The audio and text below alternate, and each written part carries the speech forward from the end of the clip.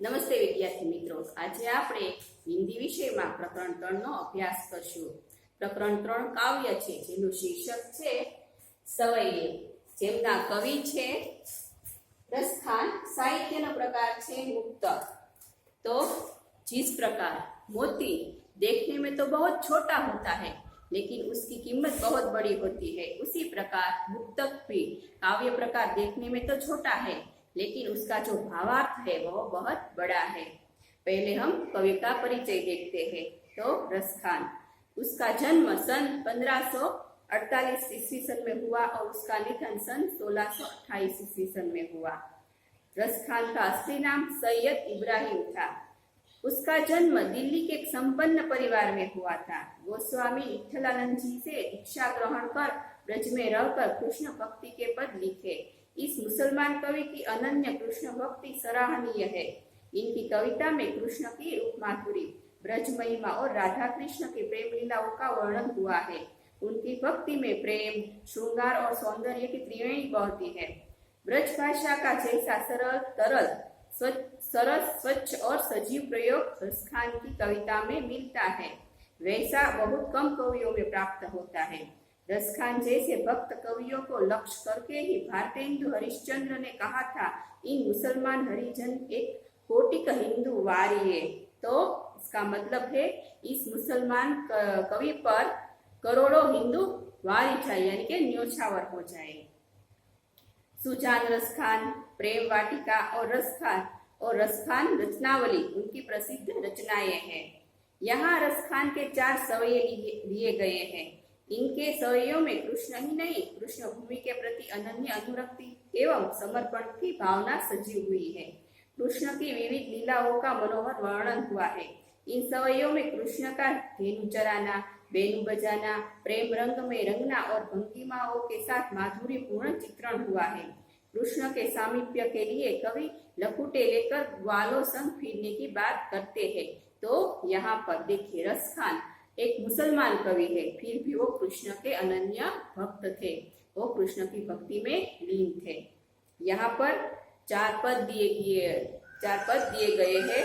उसमें सबसे पहला पद है, मानुष हो तो वही रसखान, बसो मिली गोकुल गाँव के ग्वारन, जो पशु हो तो कहा बस मेरो, चरो नित नंद की धेनु मंझारन. पाहन हो तो वही गिरी को, जो धरियो कर छत्र पुरंदर कारण, जो खग हो तो बसेरो करो मिली, कालिंदी कुल कदम्ब की डारन. तो इस पद में, इस सवये में कवि कहते हैं कि मानुष हो तो वही रसखान, बसो मिली गोकुल गांव के ग्वारन. तो यहाँ पर कवि कहते हैं कि यदि मुझे अगले जन्म में मनुष्य का ही अवतार मिला तो मैं गोकुल गांव में बसना चाहता हूँ, यानी कि गोकुल में जन्म लेकर गोकुल गांव का ग्वाला बनना चाहता हूँ. जो पशु हो तो कहा बस मेरो, चरो नित निंद की धेनु मंझारन. और यदि मुझे पशु के योनि में, यानी कि पशु के रूप में जन्म मिला तो फिर मेरे बस में तो कुछ होगा ही नहीं.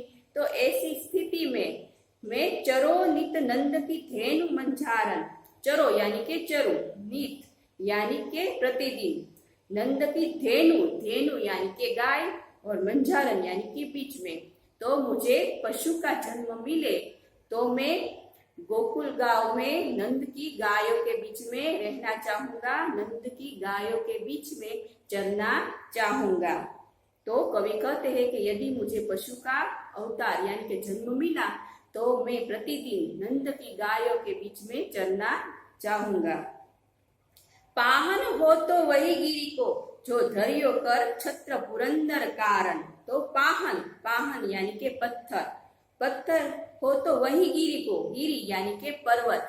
यदि मैं पत्थर बना तो मैं उसी पर्वत का पत्थर बनना चाहता हूँ, जो धरियो कर छत्र पुरंदर कारण. जो तो कृष्ण ने जिसे अपने हाथों पर धारण किया था, कर यानी के हाथ, तो कृष्ण ने अपने हाथों पर धारण किया था पुरंदर कारण, पुरंदर यानी के इंद्र, कारण यानी के इंद्र के कारण.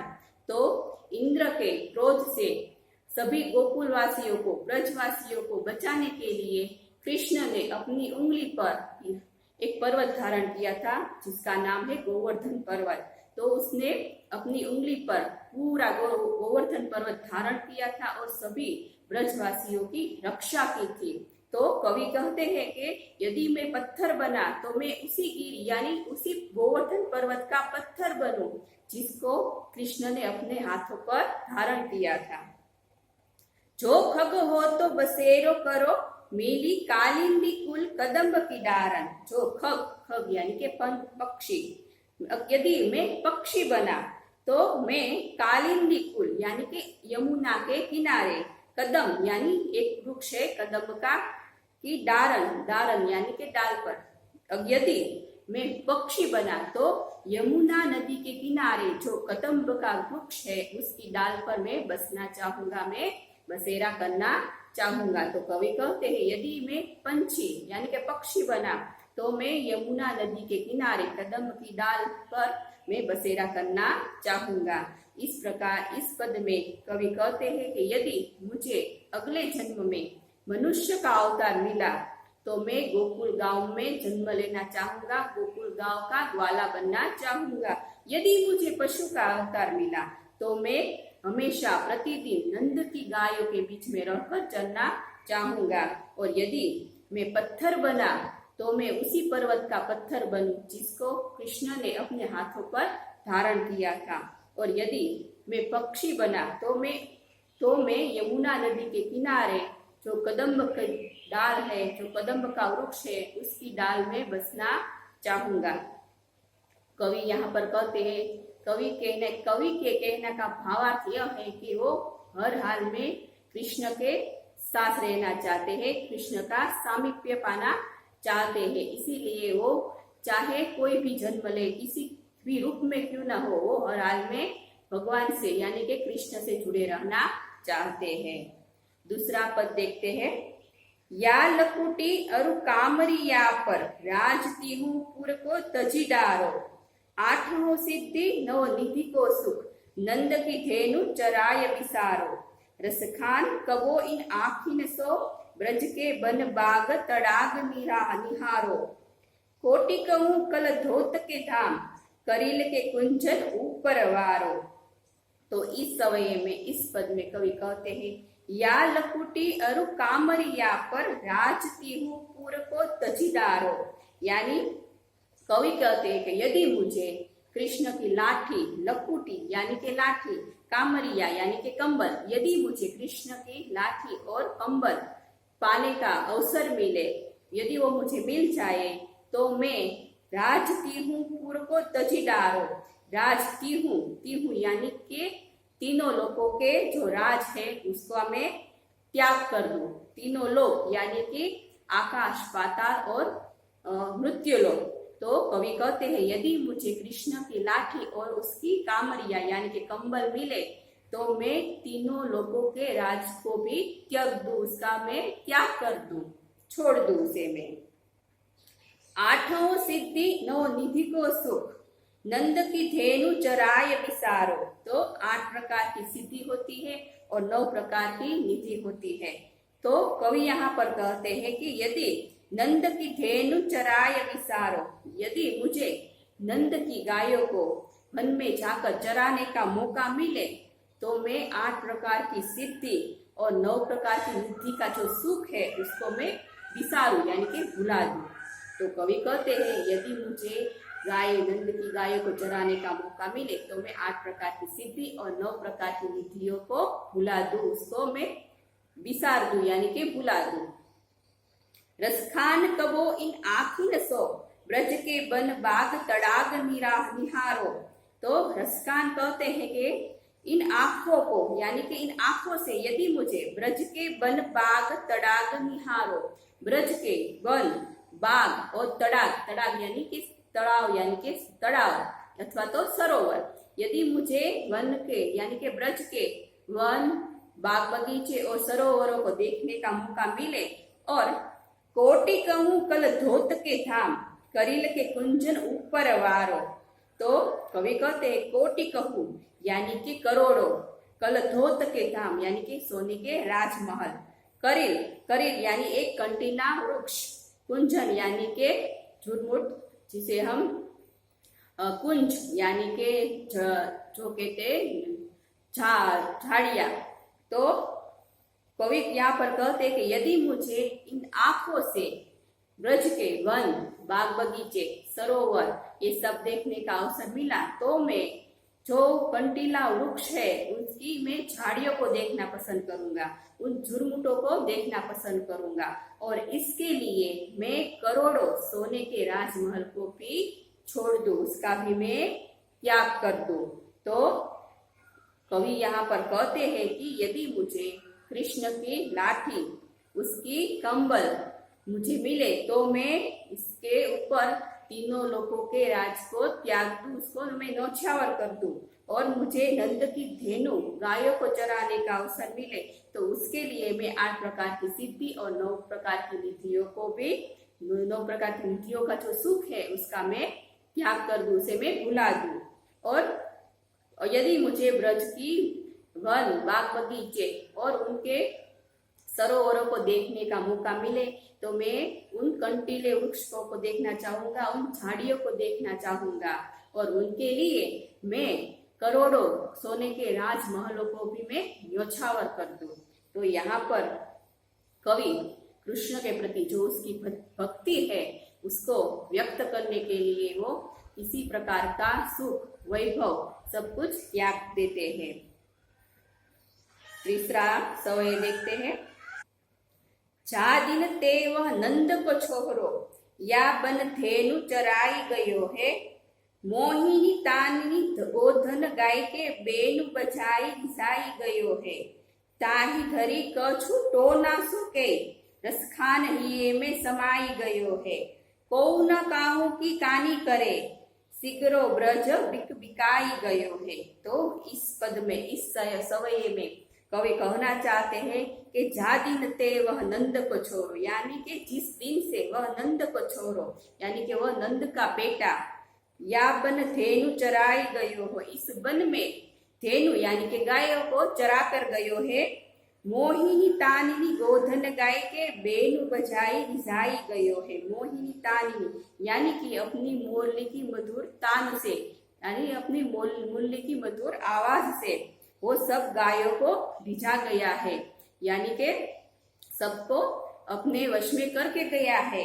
तो ताही धरी कछु टोना सो कई, रसखान हिये में समाई गयो है। तो उस दिन से जो लोग हैं वो सब पर मानो कि उसने जादू टोना सा कर दिया है और सबके ये में समा गया है, यानी कि सबके हृदय में समा गया है। तो यहाँ पर कवि कहते हैं कि वो नंद को छोरो यानी नंद का बेटा है, वो जिस दिन से इस वन में आकर गायों को चरा गया है, उसने अपनी मधुर मुरली की आवाज से सब गायों को रिझा दिया है और सब लोगों पर उसने जादू टोना सा कर दिया है और सबके हृदय में वो समा गया है। को न काहू की कानी करे, शीघ्रो ब्रज बिक बिकाई गयो है। कोई काहू की कानी करे, कोई किसी की कानी यानी कि परवाह नहीं करता। शीघ्रो ब्रज बिर बिकराई गयो है। शीघ्रो यानी कि समस्त, ब्रज बिक बिकाई गयो है यानी कि बिक गयो है। तो मानो के जो सब लोग हैं वो कृष्ण के सामने बिक गए हैं, सब लोग कृष्ण पर न्योछावर हो गए हैं। तो कवि क्या यहाँ पर कहते हैं कि जिस दिन से नंद का बेटा इस वन में गायों को चरा कर गया है, सब गायों को अपनी मुरली की मधुर आवाज से सब गायों को उसने रिझा दिया है और उस दिन से जो लोग हैं उस पर मानो उसने जादू टोना सा कर दिया है। तो और सबके हृदय में कृष्ण इस प्रकार समा गया है, तो सब पर जादू करके मानो उसने सबको अपने वश में कर लिया है। तो लोग किसी की परवाह नहीं करते और सबके जो कृष्ण है वो सबके हृदय में समा गए हैं, यानी कि अब कोई किसी की परवाह नहीं करता और सबके जो ब्रज के सब लोग हैं वो कृष्ण के सामने बिक गए हैं, यानी कि न्योछावर हो गए हैं। तो इस प्रकार यहाँ कृष्ण की जो मधुर मुरली की आवाज है उसकी जो मधुरता है उसके सामने सब गायों और सब लोग किस तरह से सब बेबस हो जाते हैं, उसकी आवाज सुनकर कैसे सब मोहित हो जाते हैं। तो यहाँ पर कवि ने इसका वर्णन किया है। मोर पखा सिर ऊपर राखी हो, गुंज की माल गरे पहिरोंगी, ओढ़ी पीतांबर ले लकुटी बन, गोधन ग्वारी संग फिरोंगी। भाव तो वही मेरो रस खानी, सो तेरे कहे सब स्वांग भरोगी। पे मुरली मुरलीधर की, अधरान धरी अधरान धरोंगी। तो इस पद में, इस सवये में कवि कहते हैं, इस पद में कवि ने जो गोपियां है उसकी कृष्ण के प्रति जो प्रेम भक्ति है उसका वर्णन किया है। और सभी गोपियां कहती है कि जो हमारे कृष्ण, हमारे जो कृष्ण है, हमारे आराध्य देव है, उस वो जो स्वांग यानी जो रूप धारण करते हैं, ऐसा ही रूप हम धारण करना चाहेंगे। तो उसके लिए गोपियां मोर पखा सिर ऊपर राखियो, मोर पखा यानी कि मोर पंखो अपने सिर यानी कि अपने मस्तक पर धारण करती है। कौन? गोपियां। जो कृष्ण का रूप है जैसा वैसा ही रूप गोपियां धारण करती है। तो मोर पखा सिर ऊपर राखी हो, तो कृष्ण की तरह गोपियां भी अपने सिर पर मोर पंख को धारण करती है। गुंज की माल गरे पिहरोंगी, गुंज की माल गरे पिहरोंगी, गुंजों की जो माला है वो अपने गले में पहनती है। गुंज, तो गुंज, ગુંજનું ગુજરાતી થશે ચણોઠી, તો જેનો રંગ લાલ હોય છે। તો મારા ખ્યાલ મુજબ તમારામાંથી ઘણા બધાએ ચણોઠી તો જોઈ જ હશે। તો ગુંજ એટલે ગુંજ કી માલા એટલે કે ચણોઠીની માળા। गुंज की माल गरे पहरोंगी, तो गुंजों की माला वो गले में पहनती है। ओढ़ी पीतांबर ले लकुटी बन, गोधन ग्वारिन संग फिरोंगी, तो कृष्ण की तरह वो भी पीतांबर यानी कि पीले रंग का वस्त्र पहनती है।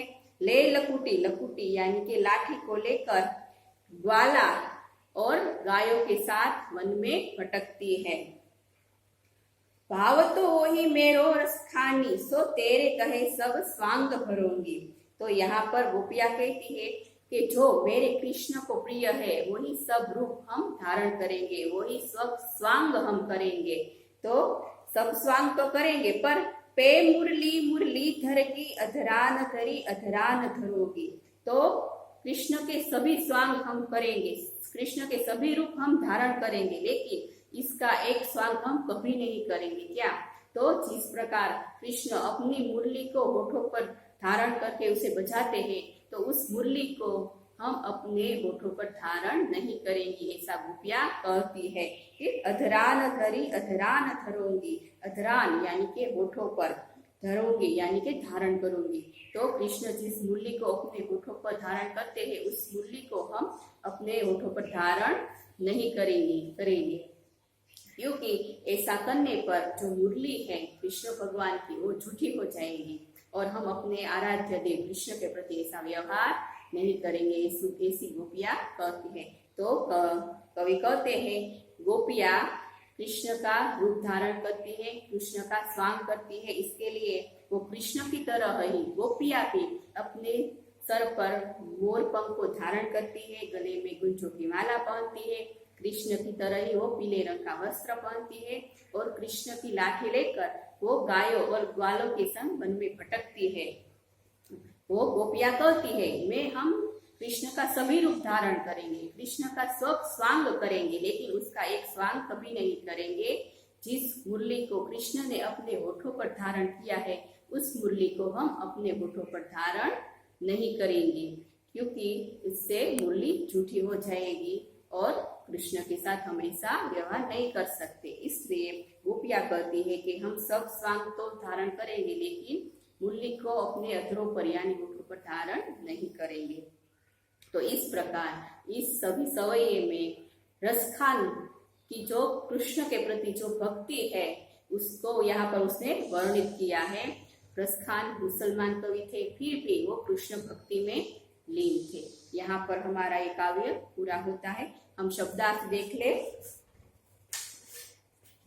मानुष यानी मनुष्य, बसो यानी रहना करो, मिली यानी मिलकर, पशु यानी पशु जानवर, चरो यानी चरो, धेनु यानी गाय, मंजारन यानी बीच में, पाहन यानी पत्थर, करीब एक कांटीला वृक्ष है, कर यानी हाथ, पुरंदर यानी इंद्र, कालिंदी कुल यानी यमुना के किनारे, दारन यानी डालियों, लकुटी यानी लाठी, कामरिया यानी कंबल, तीहू कुल એટલે तीनो लोग, तड़ाग यानी तालाब, कोटि कहूं यानी करोड़ों, कलर धोत के शाम यानी कि सोने के राजमहल, कुंजन यानी झाड़ियों, बेनु यानी मुरली, विजाय यानी मोहित करना, हिये यानी हृदय, कानी यानी परवार, सिगरो यानी समझ, स्वांग भरोंगी यानी रूप धारण करूंगी, अधरान એટલે होठों पर,